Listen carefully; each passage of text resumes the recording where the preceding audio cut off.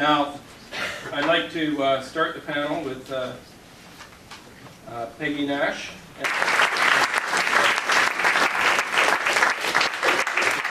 Thanks very much, John, and thank you to the Recession Relief Coalition for organizing this important event today. And thank you to each one of you. I recognize a lot of faces in here. There are a lot of community activists who are in attendance today, people who are on the front lines during this massive recession, and people who do an amazing amount of community work to improve people's daily lives, most of it completely unsung and unrecognized. So thank you to all of you for the work that you do. And I want to begin by addressing the theme of this forum this afternoon, which is that we're all in this together. And what first came to my mind when I thought about that was a poem by Reverend Martin Niemöller, which of course everyone is familiar with from the Second World War, but it occurred to me in the current context we might want to say something like, first they came for those on social assistance and I didn't speak up because I was not one of those beer-drinking single welfare mothers. And then they came for those on unemployment insurance and I didn't speak up because I had a job and I was not one of those freeloaders on UI. And then they came for the artists and creators and I didn't speak up because I was not one of those artsy-fartsy types. And then they came for the auto workers, the steel workers, the forestry workers, who had paid billions in taxes and made progress for working people for decades, but I was not one of those union types, so I did not speak up. Then they came for the workers in offices and factories and offered them a part-time job with a temp agency for starvation wages, and I still did not speak up. And then they came for me, and by that time there was no one left to speak for me. And it occurs to me that for a very long time, there has been a concerted effort to divide us against ourselves, to demonize those who are supposedly undeserving in one way or another. Either they don't do well or they do too well. There are all kinds of course, gender and ethnic and racial divisions which have been played on, religious, many differences have been played on for generations, but it seems to have really focused, the divisions have been focused on economic lines for the last 20 years, in my view, coinciding with the very aggressive attack by conservative forces in our society to undermine many of the post-war gains made in many parts of the world. And so I think that to say, in fact, we will choose to work against those divisions.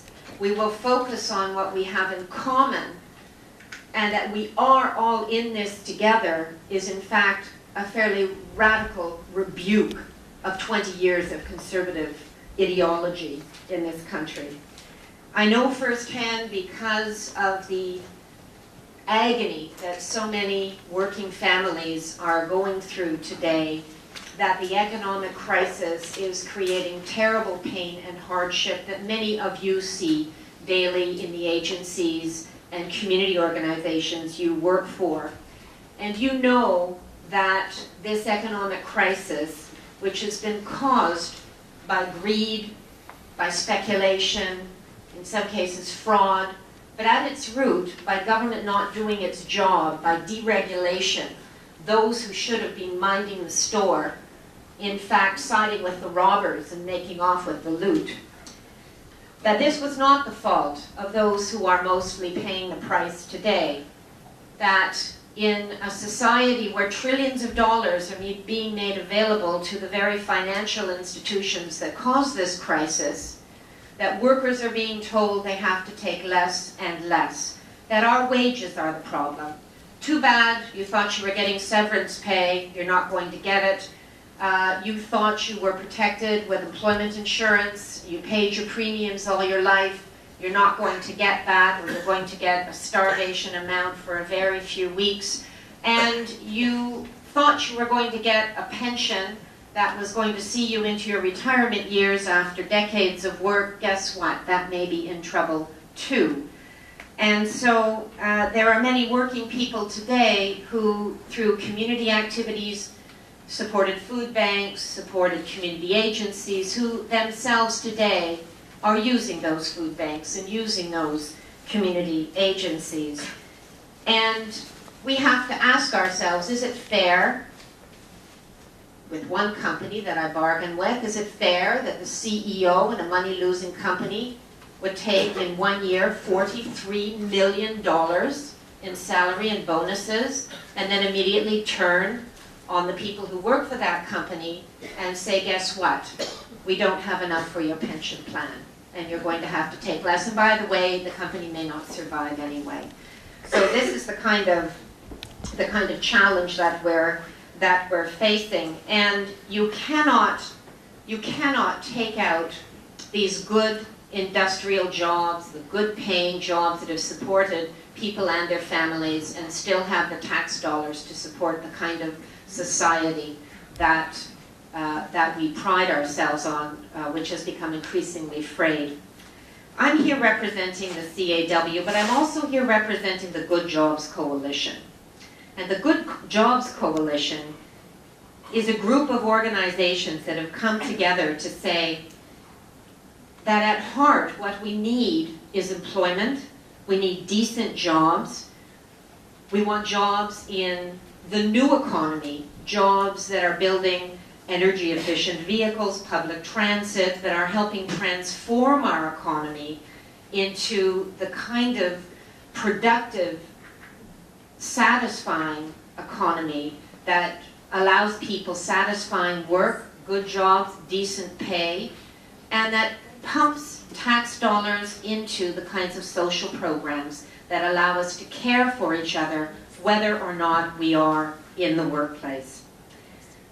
The Good Jobs Coalition, one of the major campaigns that we're undertaking is to fix the unemployment insurance system. As we go through this crisis, surely to goodness we should ensure that families that have done everything right, that have worked hard and through no fault of their own find themselves in a crisis of unemployment, that those families ought to get at least the protection of employment insurance benefits to see them through this crisis. We desperately need to fix the EI system.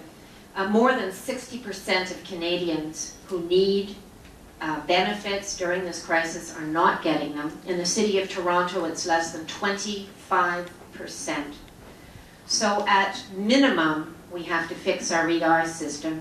Secondly, we have to use this opportunity of crisis to help transform our economy into the kind of economy that we all want to be part of in the future. So we have to stand together. We are all in this together. I'm getting the 2 minutes signal. We have to take this on, but I believe that just being in conferences is not going to be enough.